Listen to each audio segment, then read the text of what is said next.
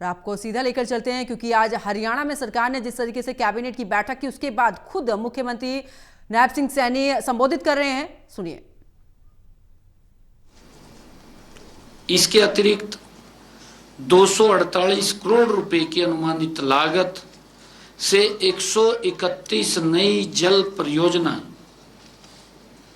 संरचनाओं, water bodies का भी निर्माण किया जाएगा।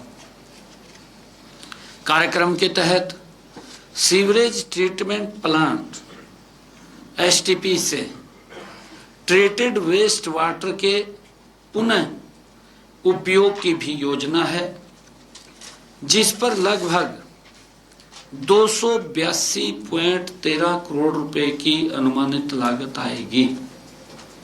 जो हमारा एसटीपीज लगेंगे, एसटीपीज के माध्यम से जो पानी ट्रीट होगा, ट्रीट पानी को करके उस पानी को भी कृषि के उपयोग में या कहीं इंडस्ट्रियल जोन के अंदर, जैसे शहर के अंदर ग्रीन बेल्ट है, पौधों में पानी देना है, उस पानी को भी रीयूज किया जाएगा ताकि पीने के पानी की बचत हो सके।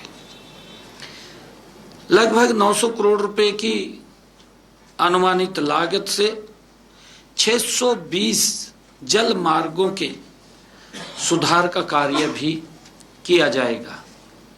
इसके अलावा 600 करोड़ रुपए की अनुमानित लागत से 120 नहर आधारित माइक्रो इरिगेशन परियोजनाएं भी इस कार्यक्रम में हमने शामिल की हैं। इसी प्रकार वर्टिकल ड्रेनेज, सब सरफेस ड्रेनेज के माध्यम से लगभग 2 लाख एकड़ जल भराव वाली भूमि का सुधार की भी योजना इसमें बनी है। इसके साथ ही लगभग 5 लाख एकड़ में 5 लाख एकड़ क्षेत्र में डायरेक्ट सीडेड राइस डीएसआर को बढ़ावा दिया जाएगा तथा मेरा पानी मेरी विरासत एमपीएमवी योजना के तहत लगभग 1.12 लाख एकड़ भूमि में फसल विविधीकरण को प्रोत्साहित किया जाएगा। हरियाणा सरकार की जल नीति का उद्देश्य केवल वर्तमान जल जरूरतों को पूरा करना नहीं है, बल्कि भविष्य में भी, भविष्य की पीढ़ियों के लिए भी जल सुरक्षा सुनिश्चित करना है। इसी प्रकार आज पूरी दुनिया, जैसा हम जानते हैं, मंत्रिमंडल की बैठक में यह भी निर्णय लिया गया कि भारत को स्टार्टअप नेशन के रूप में आज पूरी दुनिया देख रही है। बीते 11 वर्षों में देश के यशस्वी प्रधानमंत्री आदरणीय नरेंद्र मोदी जी के कुशल मार्गदर्शन में 100 से अधिक यूनिकॉर्न तैयार हुए हैं भारत में, और 1 लाख से अधिक स्टार्टअप पंजीकृत हुए हैं। हमारे देश का सबसे बड़ा सामर्थ्य हमारी युवा शक्ति है। आदरणीय प्रधानमंत्री नरेंद्र मोदी जी द्वारा शुरू किए गए startup India, make in India, digital India जैसे अभियानों ने युवाओं को वह मंच दिया है जिससे आप अपने सपनों को, हमारा युवा अपने सपनों को वास्तविकता में बदल सके। आज हरियाणा देश में स्टार्टअप की संख्या में 7वें बड़े राज्य के रूप में उभरा है। वर्तमान में हरियाणा में 11,900 मान्यता प्राप्त स्टार्टअप्स हैं। 2022 में हरियाणा में कुल 3,910 स्टार्टअप थे। इनमें से 1,760 महिला स्टार्टअप थे, जो कि कुल स्टार्टअप्स का 45% थे। मुझे खुशी है कि आज हरियाणा प्रदेश में 19 यूनिकॉर्न कंपनियां हैं। इसके अलावा 250 से अधिक फॉर्च्यून 500 कंपनियां भी यहां हैं। इसमें भी अधिक खुशी की बात यह है कि लगभग 50% स्टार्टअप महिलाएं चला रही हैं। वर्तमान में हरियाणा में 5,880 महिला स्टार्टअप्स हैं। हमने अगले चरण में स्टार्टअप्स में महिलाओं की भागीदारी बढ़ाकर 60% तक करने का लक्ष्य रखा है। पत्रकार साथियों, हरियाणा सरकार युवाओं को रोजगार तलाशने वाला नहीं, बल्कि रोजगार देने वाला बनाने के लिए स्टार्टअप्स और उद्यमिता को लगातार प्रोत्साहित कर रही है। प्रदेश में एक मजबूत और अनुकूल स्टार्टअप्स इकोसिस्टम विकसित करने के लिए कई महत्वपूर्ण कदम उठाए जा रहे हैं। इसी कड़ी में आज मंत्रिमंडल की बैठक में मंत्रिमंडल ने भी महिलाओं के स्टार्टअप्स को बढ़ावा देने के लिए हरियाणा राज्य स्टार्टअप्स नीति 2022 व्यापक पूरक प्रावधानों को भी मंजूरी दी है। इन प्रावधानों में महिलाओं उद्यमियों को विशेष लाभ मिलेगा। महिला नेतृत्व वाले स्टार्टअप्स को 1 वर्ष तक लीज किराए पर 50% सब्सिडी मिलेगी, जिसकी अधिकतम सीमा 10 लाख रुपए होगी। महिला नेतृत्व वाले स्टार्टअप्स को 7 वर्ष तक नेट SGST की 100% प्रतिपूर्ति की जाएगी। सामान्य स्टार्टअप्स को 7 वर्ष तक SGST की 50% पूर्ति का लाभ मिलेगा। टेक्नोलॉजी लाइसेंस ट्रांसफर के लिए 10 लाख रुपए तक सहायता देने का प्रावधान किया गया है। और इसी प्रकार हस्तशिल्प, पारंपरिक वस्त्र, पर्यावरण अनुकूल ग्रामीण उत्पाद, आयुर्वेद आधारित स्वास्थ्य उत्पाद और स्वदेशी खाद्य उत्पादों से जुड़े महिला स्टार्टअप्स को 50,000 से 1 लाख रुपए तक सूक्ष्म अनुदान मिलेगा।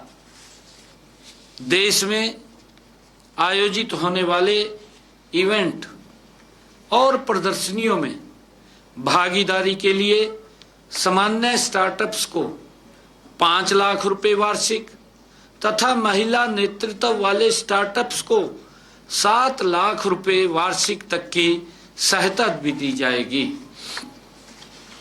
इसी प्रकार गुणवत्ता प्रमाण पत्र प्राप्त करने वाले स्टार्टअप्स को लागत की 50% एक मुश्त प्रतिपूर्ति की जाएगी, जिसकी अधिकतम सीमा 25 लाख रुपए होगी।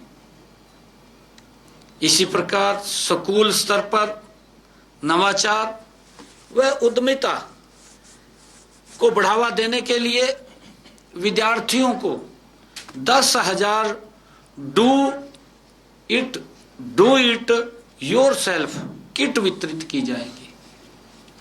डू इट योरसेल्फ किट वितरित की जाएगी।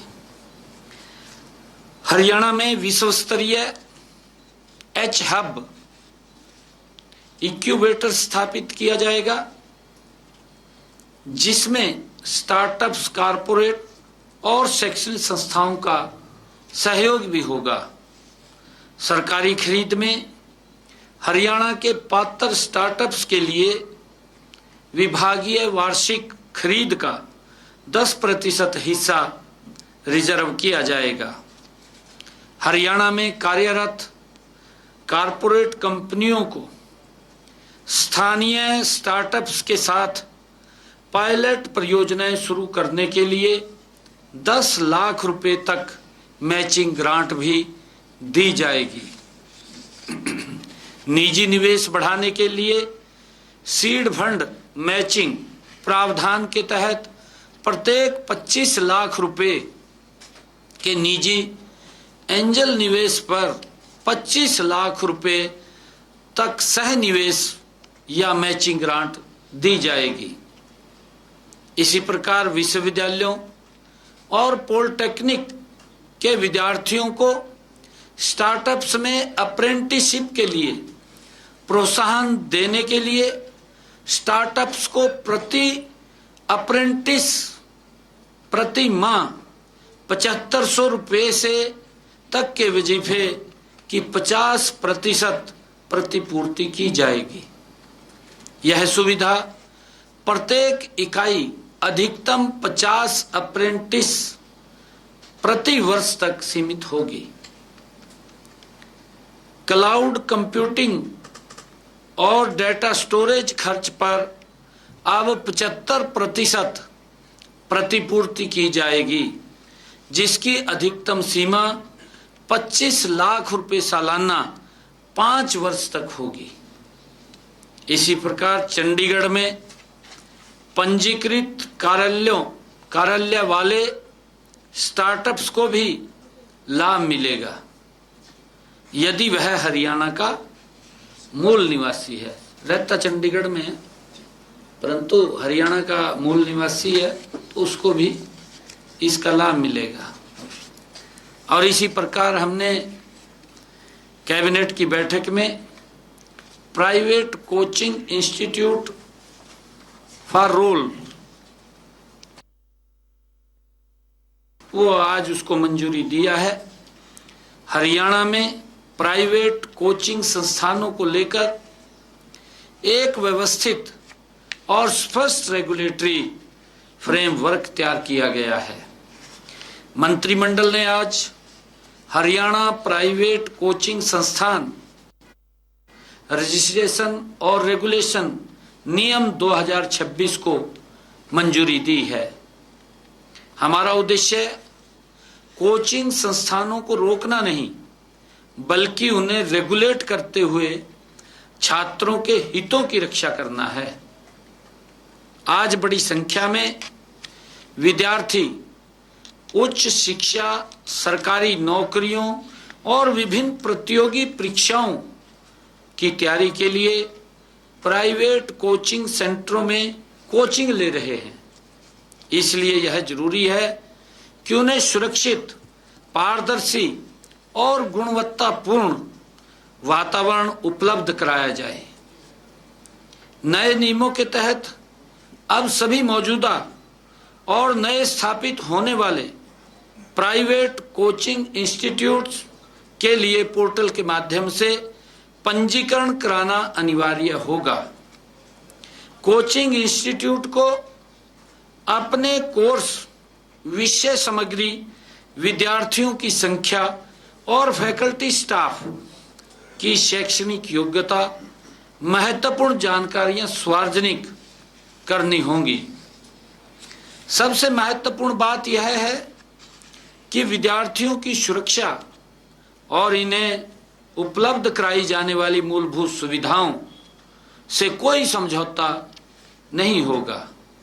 संस्थानों में स्वच्छ पेयजल, बिजली, फायर सेफ्टी और मेडिकल फर्स्ट एड जैसी आवश्यक सुविधाओं की उपलब्धता सुनिश्चित करनी होगी। भवन की फायर सेफ्टी के साथ साथ दिव्यांग विद्यार्थियों के लिए बैरियर फ्री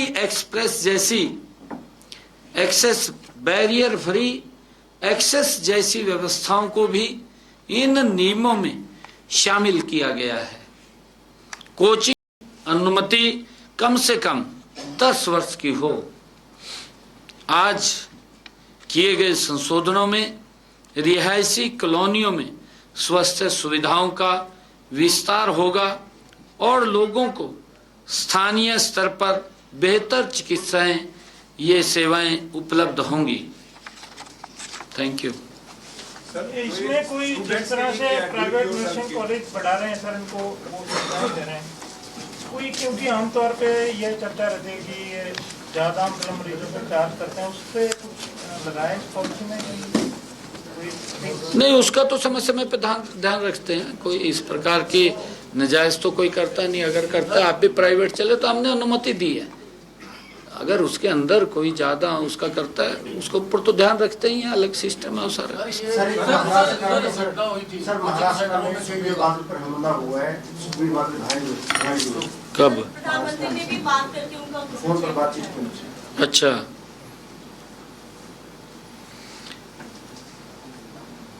देखिए, अभी मुझे उसकी जानकारी तो नहीं है पूरी। इस प्रकार के घटनाक्रम वो निंदनीय होते हैं।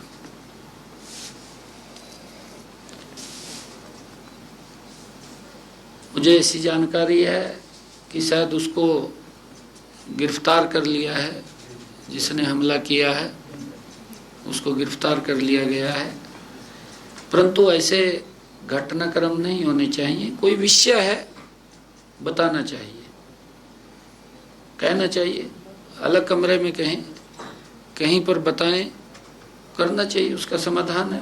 तो इस प्रकार के श्रद्धा से अगर कोई व्यक्ति कहीं जा रहा है तो श्रद्धा के ऊपर भी फिर कहीं न कहीं क्वेश्चन मार्क लगता है, क्योंकि ये गुरुओं के घर हैं और गुरुओं ने तो सभी सर्व समाज के लिए ओपन किया है। कोई भी आओ,